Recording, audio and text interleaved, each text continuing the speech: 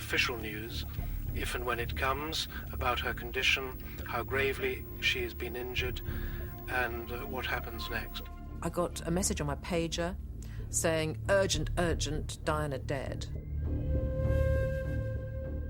I just thought, oh my God, this is huge. I remember that moment. Everybody was so shocked, even though we'd had this build-up to it throughout the night that we knew that things were going to be bad. But nonetheless, I remember when the news came through, there was a gasp that went round the newsroom. I'm joined on the line now by James Whittaker, the Daily Mirror's royal correspondent. I was in the Maldives, and my daughter rang me from my home in London saying the Princess Diana's been in an accident, and I did, I suppose, in the next hour and a half, about 5 or 6 interviews with Dermot Monaghan.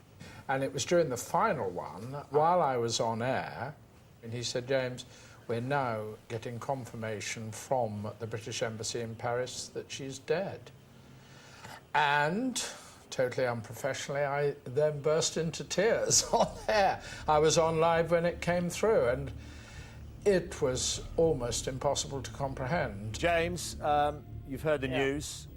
You know the princess better than most. Your reaction? It is going to be very hard for, I think, a lot of us to live with a life that doesn't include Diana. I got into the office about 3:30, 3:45, and the computers are all alive on the picture desk with the pictures of Diana in the back of the car, still unconscious with a little trickle of blood down her here, and immediately asked for all the pictures to be destroyed. Needless to say, some were printed off, but most of them were wiped out. I remember speaking to Gavin fairly early on about the pictures, and I said, Gabs, I'd quite like to see them, and he said, James, you don't want to see them. Don't see them, and I've never seen them. Coming up in a moment, the public was looking for someone to blame for Diana's death, and the finger pointed at us. They killed Diana. Commercial journalists and commercial journalists. They killed Diana. Sell their pictures. What were the paparazzi? Oh, God, get a life.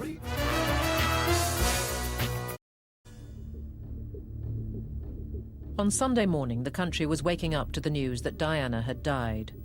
After a 4-hour hair-raising race from Devon, I just made it onto the newsroom set as we came on air at 7 a.m. It was difficult to know what to say. I'm joined now by our court correspondent, Jennie Bond. Jennie, an unthinkable event has happened. I think we're in uncharted territory, really. There have been no arrangements made for the funeral of the Princess of Wales. She was so young. For a reporter in a story like that, it's like being, I can only describe it, with a tidal wave coming towards you. In fact, a succession of tidal waves. Bulletin after bulletin, deadline after deadline. And the drama kept on rolling.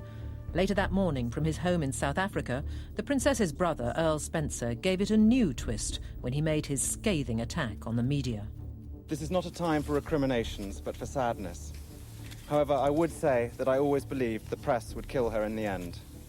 But not even I could imagine that they would take such a direct hand in her death, as seems to be the case. It would appear that every proprietor and editor of every publication that has paid for intrusive and exploitative photographs of her, encouraging greedy and ruthless individuals to risk everything in pursuit of Diana's image, has blood on his hands today. Very, very strong language there, Jennie. He said, I always believed the press would kill her in the end. Diana herself told me in a conversation some months ago that she felt raped by the prying eyes of the paparazzi. She said, I know I've used that word before, but it's one that I just feel is applicable. The speech that Earl Spencer made put it into the minds of people that it was his fault, it was his fault, it was his fault, it was my fault, it was Paul's fault. You know, we were all to blame for killing the Princess of Wales. My feeling was with the press that in the last month of her life, we were not charitable towards her. We were unkind. I really believe we were. We didn't give her any compassion whatsoever. You know, the first edition of all the Sunday papers that night were all carrying stories saying what a monster this woman had become, how awful she was. Then she died and every paper changed, and there were nothing but eulogies, and she was the most wonderful person. You know, we were not charitable to her. They killed Diana. Commercial journalists and commercial journalists. They killed Diana. Sell their pictures. What was the paparazzi? To the National Enquirer get a life. and to the rest. For the first couple of days, few of us in the media could escape their anger. Some of the most iconic pictures of Diana were taken by the Daily Mirror's royal photographer Kent Gavin, and he experienced the public's fury at first hand. We all remember the floral tributes at the palace, and I was asked to go up there to photograph it. And at least 4 people came up to me.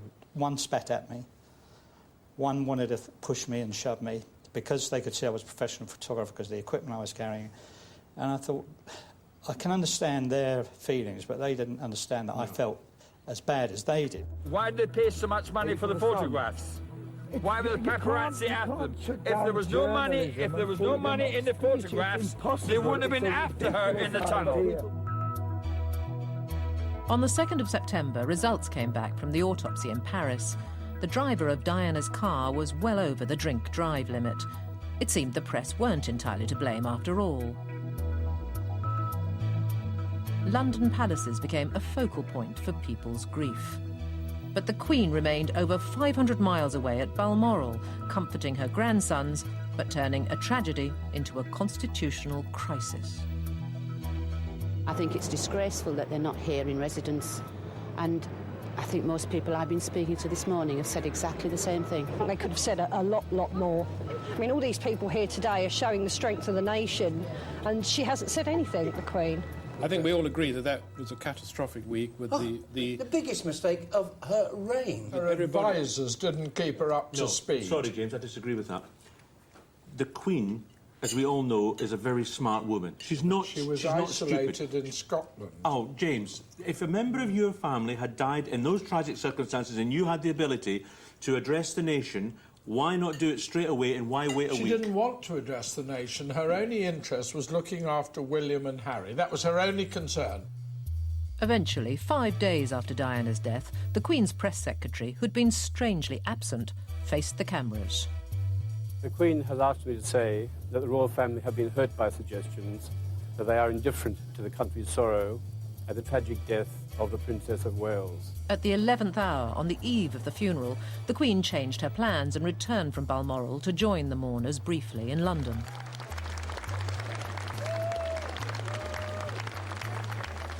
The palace had been afraid that she'd be booed, but in the end, the crowds were sympathetic. Take care of the boys. Take care of the boys, Mum. That's what we've been doing. Sorry? That's what we've been doing. I know you did. But the palace knew that she'd have to do more. Only a public tribute to Diana would save the day. So what I say to you now, as your Queen and as a grandmother, I say from my heart. First, I want to pay tribute to Diana myself.